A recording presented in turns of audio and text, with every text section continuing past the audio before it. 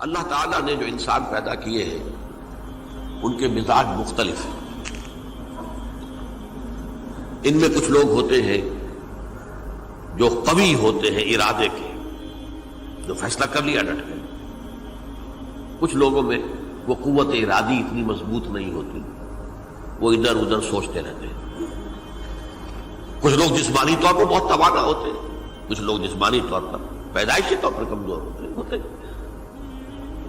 تو اگر کوئی قوت ارادی کمزور رکھنے والا شخص ہے، وہ بھی تو اللہ کی تخلیق ہے، اللہ کا بندہ ہے، خطاؤں کا ظہور ہو جاتا ہے، توبہ کرتا ہے، پھر کچھ عرصے کے بعد پھر خطا کا ظہور ہو جاتا ہے، پھر توبہ کرتا ہے.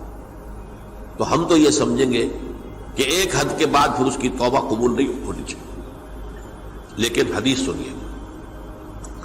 وعن ابی ہریرہ رضی اللہ تعالی عنہ قال قال رسول اللہ صلی اللہ علیہ وسلم ان عبدا اذنب ذنبا، یقیناً ایک بندہ جو ہے وہ ایک گناہ کرتا ہے.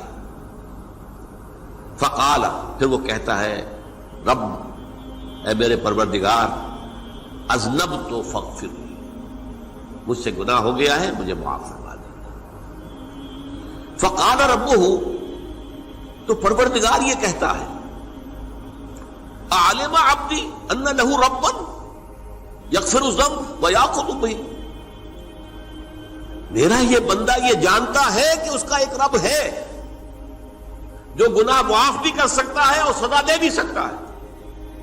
کیا معنی ہوئے؟ گناہ اس نے کیا ہے لیکن جانتا ہے اللہ کو کہ وہ معاف بھی فرما سکتا ہے، تبھی تو وہ اللہ سے معافی کی درخواست کر رہا ہے. اس کے اس جاننے کی بنیاد پر، اس کے اس علم کی بنیاد پر، اس کے اس ایمان کی بنیاد پر فرمایا غفرت لعبدی، میں نے اپنے بندے کو معاف کر دیا. ثم مکث ما شاء اللہ، پھر وقت گزرا جتنا کہ اللہ نے چاہا. ثم اذنب ذنبا، پھر اس سے گناہ ہو گیا. فقال رب اذنبت ذنبا فاغفر، پھر کہتا ہے پروردگار مجھ سے گناہ ہو گیا، پھر مجھے معاف فرما دے. فقال ربہ، اللہ فرماتا ہے عالم عبدی ان لہ ربا یغفر الذنب ویأخذ بہ، میرا بندہ ہے نا جو جانتا ہے کہ اس کا ایک رب ہے، ایمان باللہ اس کے اندر ہے، تبھی تو پکار رہا ہے. اور یہ بھی جانتا ہے کہ وہ گناہ معاف بھی کر سکتا ہے اور چاہے تو پکڑ بھی سکتا ہے، سزا بھی دے سکتا ہے. تو فرمایا، اللہ تعالیٰ فرماتے ہیں میں نے فرمایا کہ میں نے معاف کر دیا. ثم مکث ما شاء اللہ، پھر ایک عرصہ گزرا اس کے بعد. ثم اذنب ذنبا، پھر اس نے گناہ کیا. قال رب اذنبت ذنبا آخر، اس نے کہا پروردگار میں نے تو پھر ایک اور گناہ کر دیا، فاغفر لی، مجھے بخش دے. فقال اعلم عبدی ان لہ ربا یغفر الذنب ویأخذ بہ، میرا بندہ جانتا ہے نا کہ اس کا ایک رب ہے جسے وہ پکار رہا ہے، کیوں وہ جانتا ہے کہ اسے اختیار حاصل ہے کہ چاہے تو بخش دے اور چاہے تو پکڑ لے. اس کے اس علم، اس ایمان کی بنیاد پر میں نے اسے معاف کر دیا. ایک اور حدیث، میں نے چونکہ اس گفتگو کے لیے ان احادیث کا تفحص کیا ہے، یہ تو بہت ہیں حدیثیں، میں نے ان میں سے کچھ چنی ہیں. ہمارے بعض واعظ ناصح وہ بھی کسی شخص کو روکتے رہے، برائیوں سے روکتے رہے، نہیں رکتا،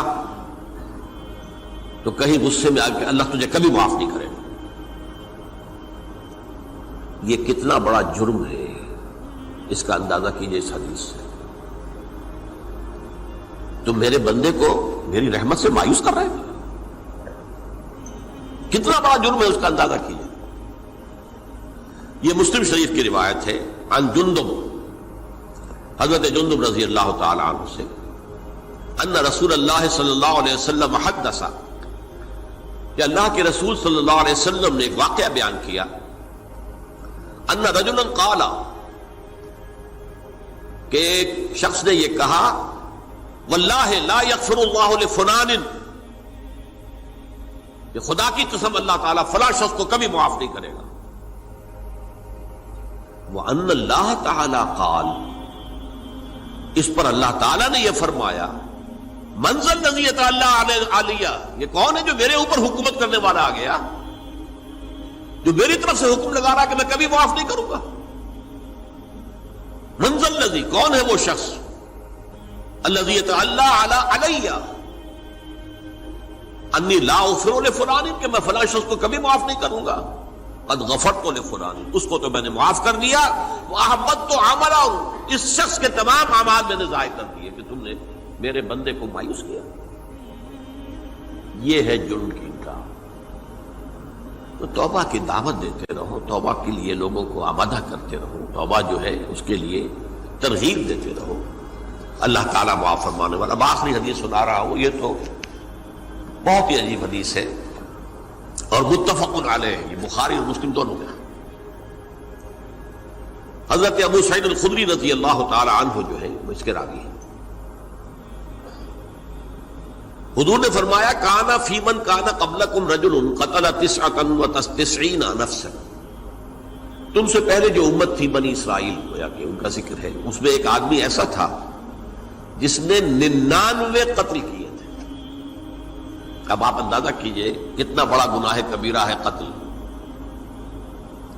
قرآن مجید میں آتا ہے وَكَأَنَّمَا قَتَلَ النَّاسَ جَمِيعًا، اگر ایک انسان کو بھی ناحق قتل کر دیا گیا تو یہ ایسی ہے گویا کہ اس نے پوری نوع انسانی کو قتل کر دیا، اس نے 99 قتل کیے۔ فَهَلْ لَهُ مِن تَوْبَةٍ، پھر اس کے بعد یہ ہوا کہ اس کے اندر توبہ کا جذبہ پیدا ہوا۔ فَسَأَلَ عَنْ أَعْلَمِ أَهْلِ الْأَرْضِ، تو اس نے پھر سوال کیا، لوگوں سے پوچھا کہ زمین میں رہنے والوں میں کون سب سے بڑا عالم ہے۔ فَدُلَّ عَلَى رَاهِبٍ، تو اسے بتایا گیا فلاں راہب فلاں جگہ پر ہے، وہ بہت نیک ہے، بڑا عالم ہے۔ فَأَتَاهُ، وہ اس کے پاس آیا، فَقَالَ أَنَّهُ قَتَلَ 99 نَفْسًا فَهَلْ لَهُ مِن تَوْبَةٍ، انہوں نے کہا دیکھیے راہب صاحب، میں نے 99 انسان قتل کیے، اب مجھے یہ بتائیے کہ میرے لیے توبہ کا کوئی امکان ہے؟ فَقَالَ لَا، انہوں نے کہا نہیں۔ فَقَتَلَهُ، اس نے اس کو بھی قتل کر دیا۔ فَكَمَّلَ بِهِ 100، اپنی سینچری مکمل کر لی، مطلب 99 کے بعد ایک کی کسر تھی، اس کو بھی قتل کیا، 100 پورے کر لیا۔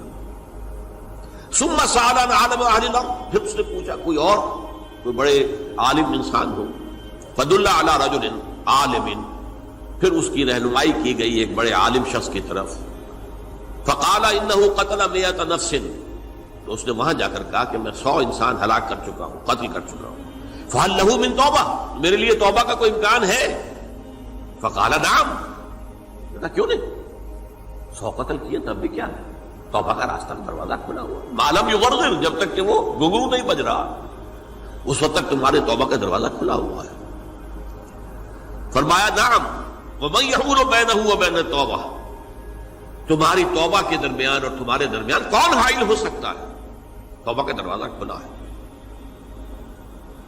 لیکن ساتھ ہی کہا انطلق الی ارض کذا و کذا، اب تم ایسے کرو جہاں تم رہتے ہو وہاں نہ جاؤ واپس، وہاں کا ماحول اچھا نہیں ہے، معاشرہ اچھا نہیں ہے، ہو سکتا ہے کہ تم توبہ پر قائم نہ رہ سکو، تم فلاں جگہ چلے جاؤ، وہاں اچھے لوگ آباد ہیں، ان میں جا کر رہو۔ فإن بها أناس يعبدون الله تعالی، وہاں ایسے لوگ آباد ہیں جو اللہ کی بندگی کرتے ہیں۔ فاعبد اللہ معہم، تو تم ان کے ساتھ مل کر اللہ کی بندگی اور پرستش کرو۔ ولا ترجع الی ارضک، اپنی زمین کی طرف اپنے وطن میں واپس بن جاؤ۔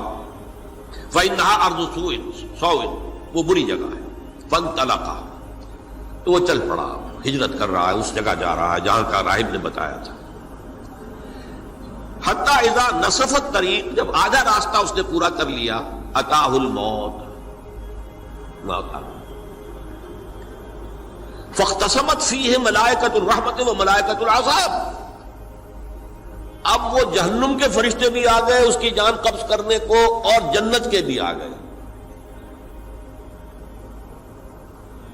فقالت ملائکۃ الرحمہ، رحمت والے جو فرشتے ہیں جنت والے، انہوں نے کہا جا تائبا مقبلا بقلبہ للہ تعالی، یہ شخص توبہ کر کے اللہ تعالیٰ کی طرف ہجرت کر رہا تھا، اس لیے اس کی نیت کی بنیاد پر اب یہ جنتی ہے، لہذا اس کی روح ہم قبض کریں۔